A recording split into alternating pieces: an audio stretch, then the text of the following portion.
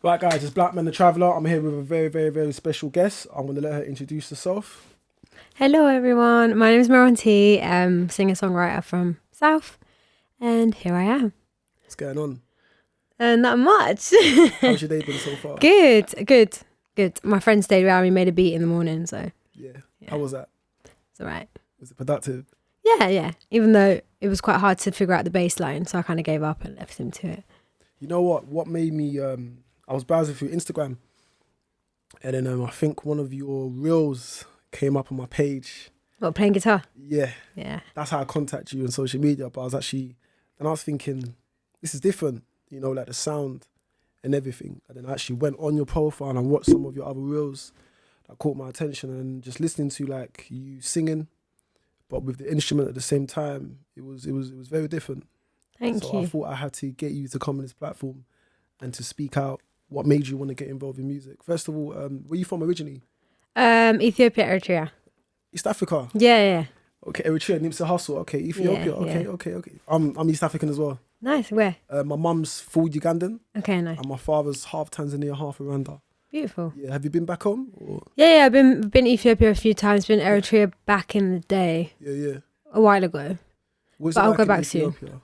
It's good. Like, artists is growing. My dad's building a house out there. Okay. I haven't been back since 2012 though. Oh wow. Long time. Yeah. Gonna go back probably end of this year if COVID eases, because I made a DJ friend over there. So I'm really excited to like be able to experience the nightlife, because when we went last time, we were still like quite young. So I think not like a kid, but we were like teenagers, and my parents were really strict. They didn't really want us going out and partying and stuff, just overprotective and that. Yeah, but now they can't say anything, and like, you know, I've got a friend who like puts on sick parties. Like New Year's looked lit over there. Nightlife in back home. Yeah, like there was this really amazing, beautiful party, like the scenery, the lights, the music, and I was like, why am I not in Ethiopia? I was like, why am I in You're this? in a pandemic. Fam, Yeah. I should have gone back. I know back home, like the nightlife is good, because I've actually been to Uganda a couple of times. I need to go. There's a few festivals in Uganda, I think. I'm going to try Uganda is and one of those countries where the nightlife is just pop in. compared to like Nigeria and Ghana's like that, obviously. Yeah. But Uganda's East side. Yeah, starting to emerge. So I was listening to one of your songs. Is it Standing There? Mm-hmm. Now that's got a little pro era, capital C's, Joey Badass, Nina type of theme. And I was listening to it and I thought, okay, I could see like, I don't know, it had like a little like concept towards that in the way I was listening to it. Explain that song. So that song was part of a Silhouettes project, which was when I was talking about Route 73 earlier on. Yeah. Who I knew Kieran from. Yeah. They put on a project, loads of different producers and artists. They invited me down to be a part of it. Like, I was already kind of going there to make music, but they were like, we want you to be a part of this project.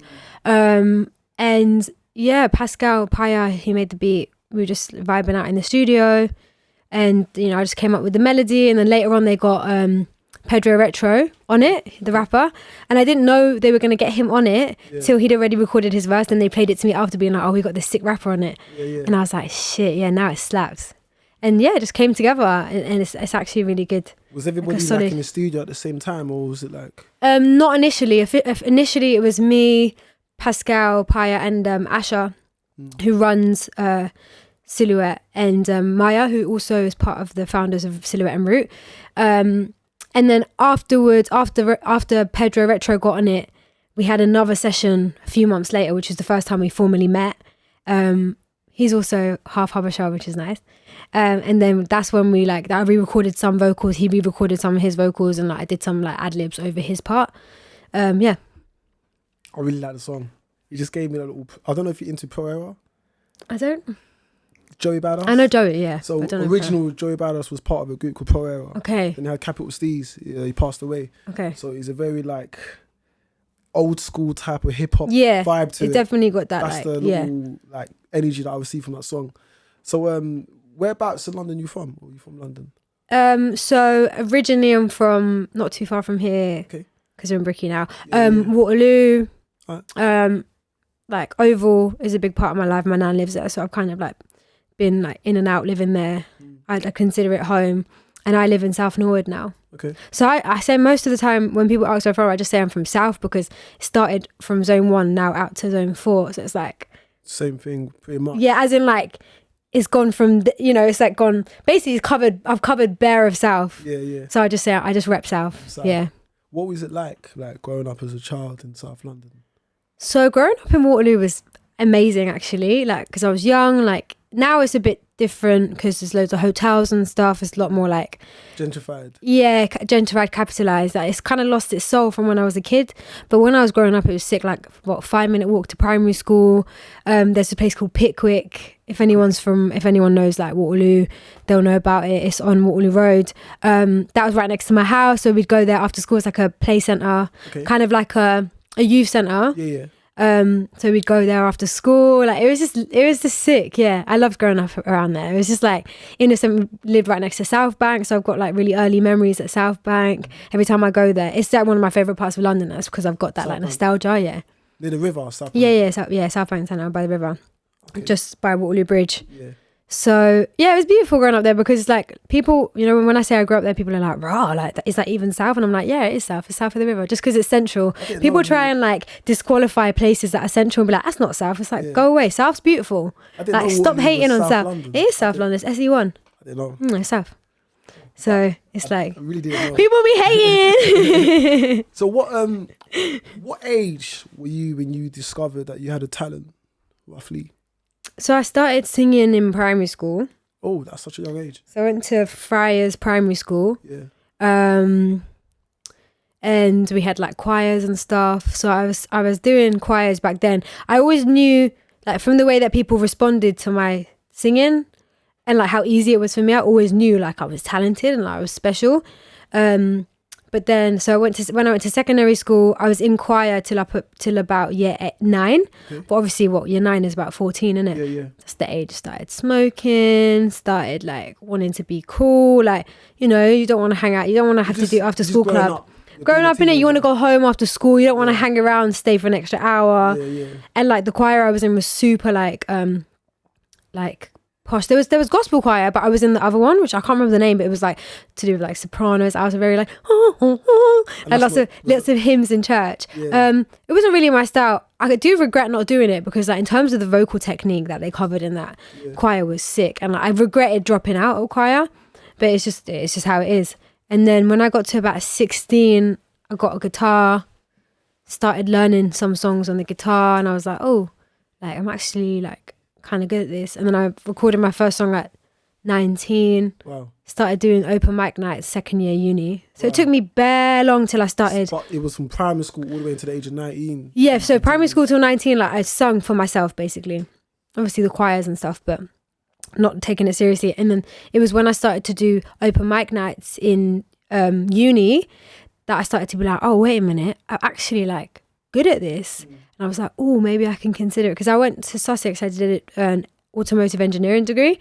So I was proper on that like academic wave. I didn't really never studied music, basically? Never studied music, no. I didn't even have singing lessons. Wow. I did a bit of piano and violin when I was younger. Yeah. So I knew how to read music, but I never actually translated that into my own singing. Yeah. So only now I'm doing singing lessons and stuff like that, trying to like apply the same kind of practice that I'd apply to like guitar, for example, to singing, because I realised that it's an instrument as well, and it can be fine-tuned, same way you can get better at guitar, same way you can get better at piano and stuff like that. Yeah. Bloody hell. So from primary school all the way to 19, you just taught yourself. So you realised you realised that you had the talent from such a young age. Did your like friends and family like encourage you to continue to sing, or was it just like? Not necessarily. I think like my mum was always like supportive of my gift and stuff. My dad didn't really have a great relationship with the music industry because like his brother was a singer back home, Menelik, and I don't think he liked the ins and outs of the music industry. And even his brother aside, just like all of the amazing singers back in the day, especially in Black America, that got assassinated or, ended up dying or ended up going broke or ended up becoming a drug addict. So his views on He just didn't want his little girl to get caught up in that world, which I completely understand. Yeah. But it was like music was never a thing. Like, did he like take it serious? Like, would he ever like motivate you to say, "Look, darling, you can do this"? Or no, only now. Was it because of like you said that his brother, Yeah. was an ex-musician, so maybe he was going through ups and downs. So my dad just didn't like the music industry, and he didn't want me to go through that. So it was never an option. Like, I remember I would have liked to study. It would have been cool to study music, but I didn't even consider it. Yeah. Like, I didn't even, when I was looking for uni, I was like, I'm going to be an engineer. I completely suppressed the idea of being. Why did you have that state of mind if you knew that you had a talent at such a young age? Because at that point, I didn't take it seriously. Yeah. Especially at 15, 16, when you're applying for uni, right? Yeah. I didn't really, my head wasn't geared towards music. Because I think I'd been so used to hearing that it wasn't an option, that I kind of just accepted that. And it was only in uni when everyone was starting to decide like what, when you get to like second year, third year, you start to do like a year in work, like a placement, or there's like bare job fairs. Just ignored all the emails, like didn't go to a single fair. Every time we'd be talking about it in the lab, I'd just be like, nah, I'm getting this degree and I'm pursuing music. So I was just waiting to finish to pursue music. Yeah. I was watching some more of your stuff on Instagram. You got a very bubbly personality. Thank you. Very funny, energetic. I love the way you dress as well. Thank you. I'm really into vintage clothing. And I listened to one of your songs called Honey. Mm-hmm. I don't know, but in my opinion, your voice kind of reminds me of a former UK musician. You know Delilah? Yeah, I really like her as well. It's just like, I was listening to it a couple of days ago, and I was like, you remind me of Delilah, just the notes, certain notes that you that melody choice. Yeah, and I'm just like, I'm getting flashbacks of Delilah, because she was sick. She was amazing. Her cover of Little Man, I remember that. So I'm like, and then there was one video that I liked of Delilah. I think it was Time. I can't remember how it goes, but I remember that song rings a bell. Chase and Status featuring Delilah. Oh yeah. And the video, you ain't got the time. Yeah. And the video was very it was showing females getting abused. So that video had a very strong message.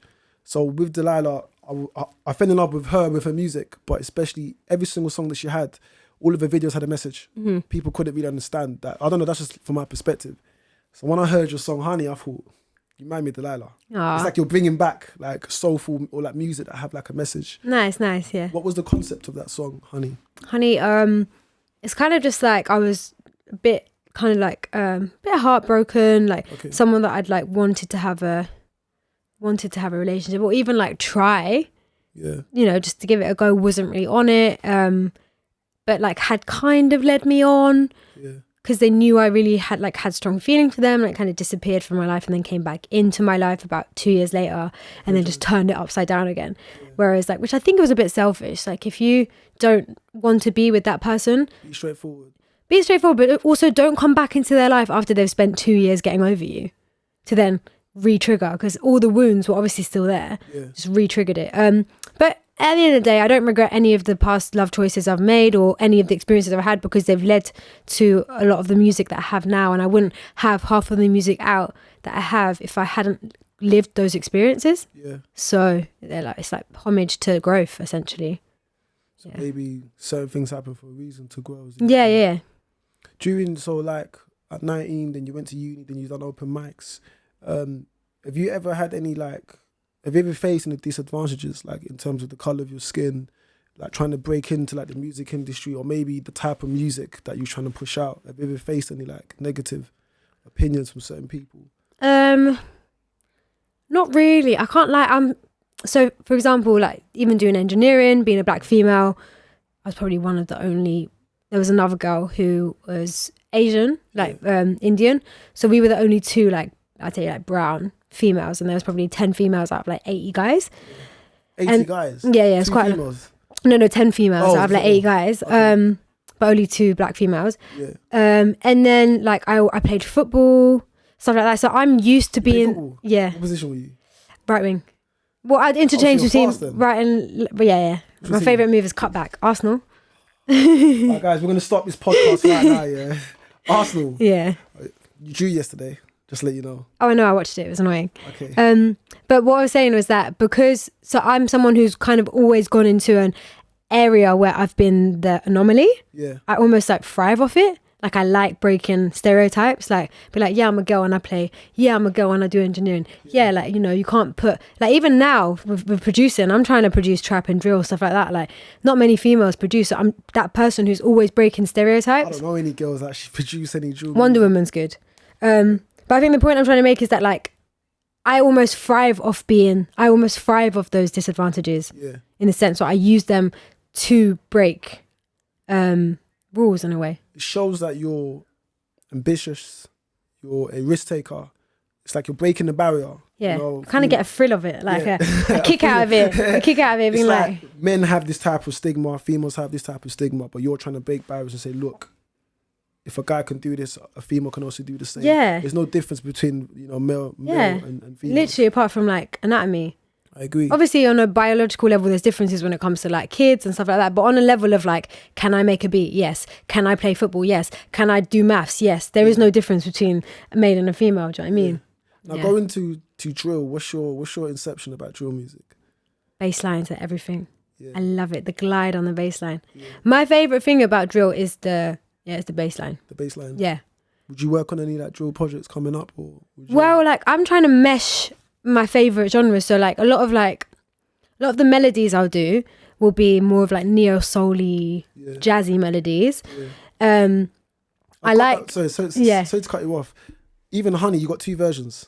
Oh yeah, there's the live version. And you got a neo type. Yeah, the session. I've heard both of them.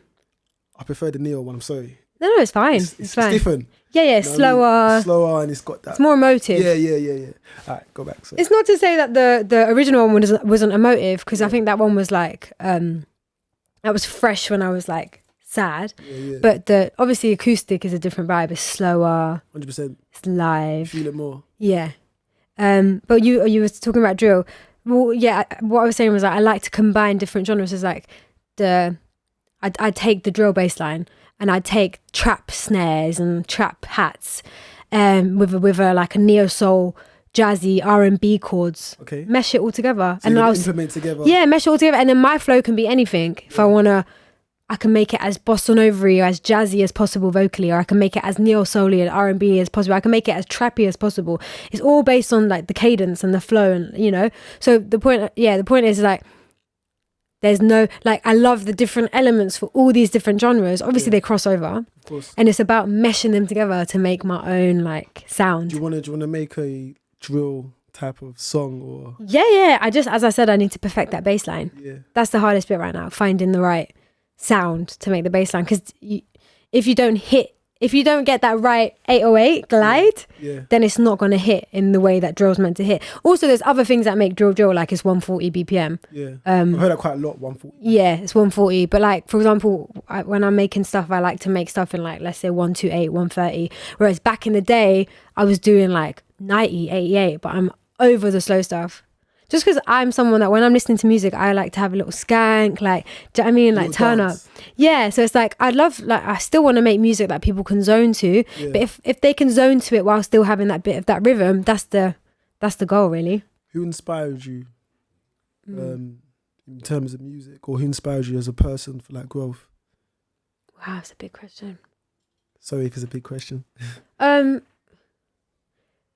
Growth, for example, inspires me. People like, I'm going to say my sister, for example, because like when you, especially with family, like your family, but you can be super different as people. Yeah. And it's about learning to become a better person for those you love. So I feel like the people I love actually inspire me to be a better person, because I'm not trying to lose anyone. Yeah. I'm not trying to lose people in the way that maybe I lost people when I was younger, a bit more hot-headed, a bit less self-aware. In terms of music, I'd say like, who do you look up to in music? Who inspires you? So like back in the day, it was the likes of like Aaliyah, Brandy, Lauren Hill, like Erica. Lauren Hill's album was amazing. Yeah, Michael Jackson. Please, Michael. He was a really big, like, Rock With You. Yeah. I think I heard it first when I was 2 and I was obsessed. Still when he's like, girl, when you dance. What's that film? Is it Moonwalk? There was a Michael Jackson film. I'm not sure. It was I don't know like if I playing the watched robot it. on that, and it was like, I don't know, but anyway, it was a good, yeah. You can tell me about it later. Yeah. I add it to my list. And then like Giles Gibraltar, he's a bossa nova singer. Really beautiful, so soft and like gentle. Yeah. That's when I kind of fell in love with bossa nova. Have some like rocky influences as well, but like for example nowadays, like in terms of modern, like recently, I'd say like Rosalia. It's mad random.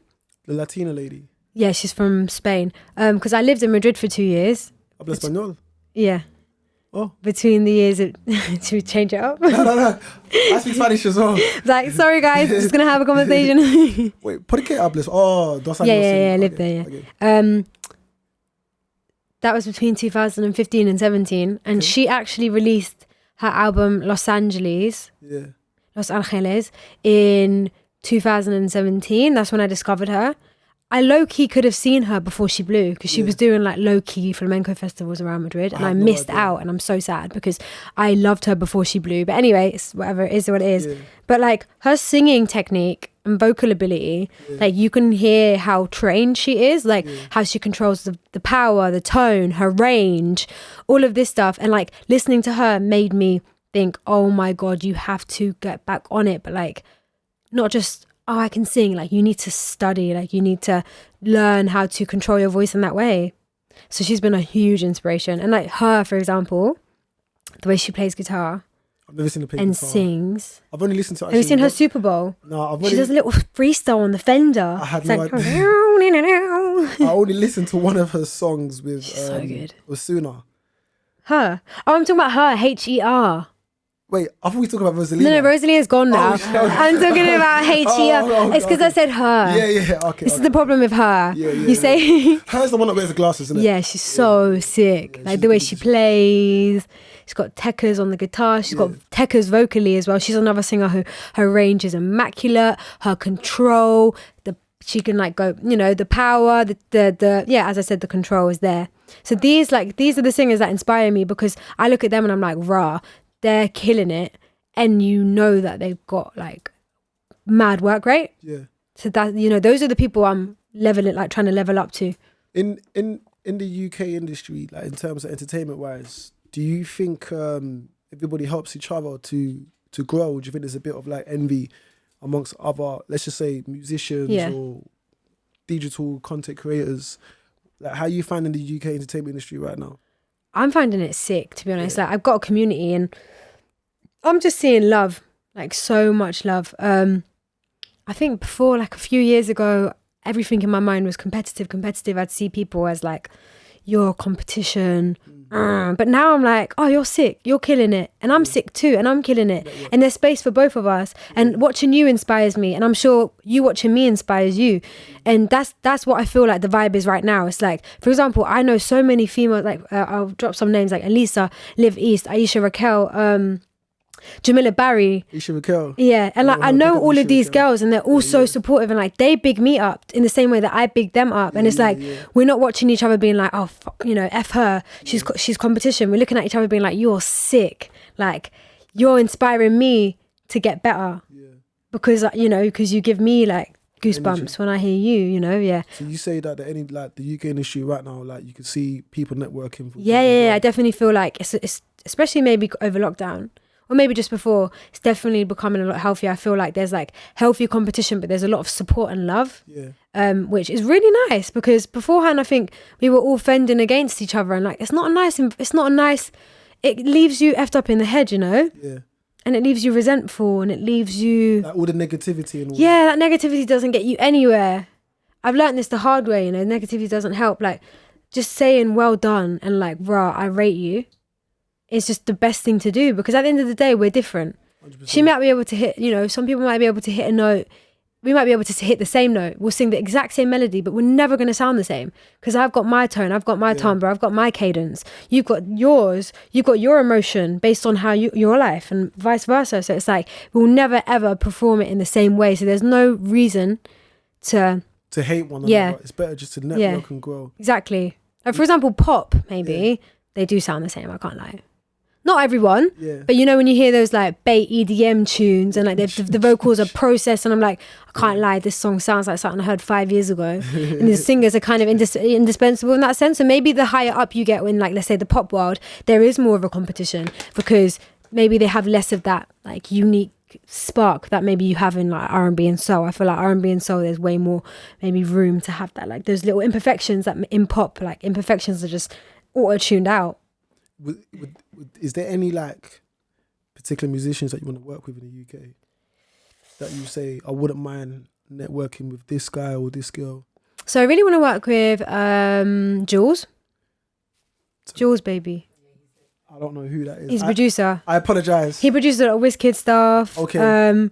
He did a recent one with like Jazz Caris. You know what? You got Guys, issues. I'm a bit You weird. got issues. I don't know. I'm a bit weird when it comes to UK music. He's really good. He works with a lot of other people. Okay. He's a really good producer. There's one song you need to listen to. Is it Angelini Fair? Oh my God, it's such a banger. Who else? Is this produced by the producer? Yeah, Jules, yeah. Okay, Jules, I don't know. I would like to... Check him out. Just trying to think, every time anyone asks me to colour, my mind goes blank, but I need to have like a prepared list for this. I would like to work with like maybe, do you know what, I'm going to randomly throw this out, Millions. Millions. The rapper. I just rate him. I just love the way he raps. It's just like, yeah, he's different. Yeah, like, because he's like singing, rapping, like, stepped out in a Banzino. I saw his. And then, I saw his. He had a live freestyle with this lady. Oh, I need to watch that. It was like a couple of days ago, and then like the way he was just rapping, just getting in, and then he was somehow like he was rapping for his phone as well. He's like, oh fuck that. Then he just carried on. What, freestyling? Yeah, freestyling. Sick. But it's just like he's different. Yeah, he is different. He's very versatile compared to most UK musicians, because it's just like the way he raps, his energy's persona, you know what I mean? And plus his voice. Yeah. I think it's from up north as well. Yeah, it makes it more like, I love a northern accent when it comes to MCing, you know? Yeah. They've got that little flair. What would be your what message would you give out to people that want to get involved in what you're doing? Like, what message would you give to people? All right, I think first things first, check yourself and check if you actually want to do it, because don't get on the music wave just because it looks like it's going to make you the most money or because music is easy. Because I think a lot of people jump on it and be like, music's easy. And nowadays it is, because you've got auto-tune and you've got all of these things. You can process your vocals. There's so many things that you can do post-production that will make a song sound good. But it takes a lot more than being like, I like music, I want to make music. Like, number one, you have to make sure your heart is in it, right? That you can't imagine yourself doing anything else, right? That's the first thing. Number two, if that ends up being you, just put the work in, and don't be afraid to be stupid again, or like a learner again, because the truth is, like, especially with like learning an instrument, you are shit for so long before you're good, and it's so demoralizing. And it's so frustrating, and it's so easy to be like, I don't like how that makes me feel, and just try and like bypass it. Yeah. But you really, if you want to be successful in this music game and you want longevity in this music game, you need to build as a musician. That means learning your theory. That means trying to learn an instrument. That means picking up other things, like trying to produce. You don't have to, but it definitely helps to build that bigger picture. So I think the most important thing is, like, if you want to go into it, don't be afraid to get your hands dirty and, you know, feel insecure for a couple of years while you're learning, because it's a process, and you can't be in it for the short term. You have to think, where am I going to be in 2 years time? Where am I going to be in 5 years time? Where am I going to be in a year's time? You have to plan for the long-term future. So if you're impatient and you're just trying to make quick gains, then leave. So you need to take risks and just... Take risks, take time. Yeah. Time is so important. People try and rush. Do you think it's hard as a musician? Like, do you think musicians don't really get enough like credit for what they do? A little bit, like the fact that we get paid 0.0004 pence for a stream. I don't know. It's mad. You get paid nothing. Like, how much can you make? Let's say you only hit $1,000 once you've hit 500k streams. Fucking hell. Yeah. And that's like, you're only gonna get that whole grand if you have to realize that other people are getting a cut. If you've got a label, they're getting a cut. Producers, distribution service, blah blah blah. But that's where you're different, because you're studying engineering, so you can produce your own music, as you said. You know what I mean? So you Yeah, don't I'm have starting to produce, but I still work with other people. Yeah. I still work with other people, and depending on who I'm working with, I like to make it as fair as possible, because I know like producers can get a lower cut. But it's like if I've made a song with someone and we've built it from scratch together, then I see it as half. Like, do you know what I mean? Like both are babies. I'm gonna ask you don't have to answer this. Do you think certain record companies like would use certain people as puppets? 100%. In terms of like because nowadays there's a lot of people that just get signed off like, you know, one hit wonders, or they go in hard, or Grime Daily or Mad Mixtapes, and then once they get signed, they're not producing the same music what they were producing before. Do you think certain record companies can just use people, that exploit people, and say, you know what, we would want to use this person, but in our way? 100%. That's the thing is signing, it's changing a bit now. You've got like more things like label services. You can work with distribution companies where you still own your master, whereas most labels, they'll own your copyright, which means that, for example, if somebody does a cover of it, or it makes it onto a TV advert, or it makes it onto radio, they'll have a big percentage of your copyright. So they'll be making money off of it for life, or however long the term is, which could be like 20 years or something. They do, you know, labels are, at the end of the day, they're there to make money, and you're a puppet in their game. You're a puppet in their very hierarchical like structure. So yes, 100%, like labels can take advantage. There are some like independent labels that maybe, you know, give you they can help. Like they give you an advance, but you know, as you were saying, like the one hit wonders or something, if you sign, you're in debt essentially. It's like a venture capitalist. Oh fuck. Essentially.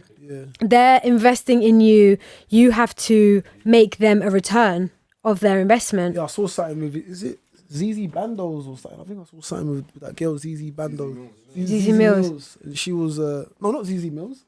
Oh, ZZ Mills is a TV thing. No, she's a MC. Is it ZZ Mills? ZZ Mills does the Oh, she's an interview. You're talking about I'm talking about the one that was linking. There was a girl that was linking someone, and then, Linking. she got Yes, T Zanders. Yeah. Was she the one that got she got bumped by the owner of Newcastle, and like she Really? like, something happened with a deal. Well, the owner of Sports Direct. No, yeah. Are we talking about the same girl? Or was it Ivy Doe? I don't know. Maybe. I don't really know anyway. I don't really know. But all I know that there's this up and coming, you know, musician from the UK, and she had a deal with the owner of Sports Direct. So I think it was the son of like Ashley, whatever, the guy that owns Newcastle Football Club. The guy who owned Radar. Radio. And she had she went viral on social media. She was like, look, this is what happens when you sign with certain people. They exploiting me. That's the one. Yeah, okay, yeah. Cool. So when I saw that, I was like, wow, I didn't know musicians actually get it that hard. Oh, yeah, they still do. It's like a debt over your head, and then like you have to make the label back money. So like you go into the deal, you're now in debt. You have to make that money back. They will direct. It depends on the deal you're in, but more time they'll have a say of what the music you're making. And if you're thinking about making music that's going to make big money, you're trying to get into the UK top 40, you're trying to like get into those places where they want a certain sound, which is definitely a more like commercially viable sound. So that's going to dictate the type of music you make. And you have to remember that you're being signed onto a roster with many other artists. That label is only concerned with making money. They don't care about you as a person as such. So if somebody else comes on, they sign somebody else and they're popping more, they're going to put more energy into them. That person. Yeah, think about JoJo. JoJo's a really good example of a horrible... JoJo was an American female musician. Yeah, because she was like 14 when she got signed. Yeah. Like, obviously she made bangers. Like, we remember her albums, but she was in a contract for so long, and some of those contracts stop you from being able to work with other labels. They stop you from being able to make music outside of that contract as well. So it's like, you basically are like owned. Wow. Yeah. But it's changing now. It's definitely changing now because people are a bit more aware. I hope that people in the UK actually have... I wish one day all the musicians come together and they make a record company that will benefit. I would love to do that one day, you know, to be honest. Or like a publishing house, just where I can like help the next gen of artists to kind of get to where I got, or where I'm trying to get to. What's the plan? Now. Yeah. The plan is keep on making more music, keep on releasing music, keep on getting better at like singing, keep on getting better with my lyrics, keep on getting better with production, keep on collaborating, and then I'm just gonna see where it all takes me, because I know that the more music that comes out, like I am leveling up, so I know that offers and things will start to come my way. I'm just being patient for the right one. Like for example, it's not that I'm not gonna sign ever. Yeah. It's just that if I sign, I want it to be like a really good deal where I can own my masters and I can own my music, and I'm not, you don't want to be in a position where it's like unrealistic, but like some labels, if it's the right deal, then it can be a nice little push. So maybe work towards like a deal in a few years time where I can like blow up, hopefully, but like not blow up, but like I've been working. So if I did blow up, I feel like I'd have, because you don't want to blow up overnight either. Don't forget me when you blow up. I won't forget anyone. I'm not going to forget anyone. Where can people find your social media platforms? Like how can they find you? Okay, so I'm Instagram and Twitter is Mez the Hun, MEZTHEHUN. And my Spotify, Apple Music, Deezer, all of them is Meron T, MERON space T. Yeah. Anything else you want to say? Thank you for listening to me rant for half an hour. That's okay, that's all right. Really enjoyed this. Thank you. It was a pleasure actually to come down, and for you to agree to coming down on this thing. Yeah, anytime. It's amazing, and I wish you the best. Thank you. I hope you become successful. Thank you. And one day I want you to actually play live with the guitar, because no, I will do. I've seen a lot of your reels of the guitar, and I'm like, man, you guys need to watch this girl, man. It's beautiful. It's beautiful. Thank you. I've been working. I'm trying to get better. I'm still trying to practice every day. 20 minutes a day makes such a big difference. That's okay, honestly. No, you will be successful. I can see it in you. Thank you. And you've got a very bubbly personality. Thank you. Different, and it's cool. I like the dress as well. The dress sense, I mean. Woolly hat. Right, guys, it's Man Like Blackman. I hope you guys enjoyed this blog. Be honest in the comment section. I am going to put all of her social media platforms in the link. So take care. Bow.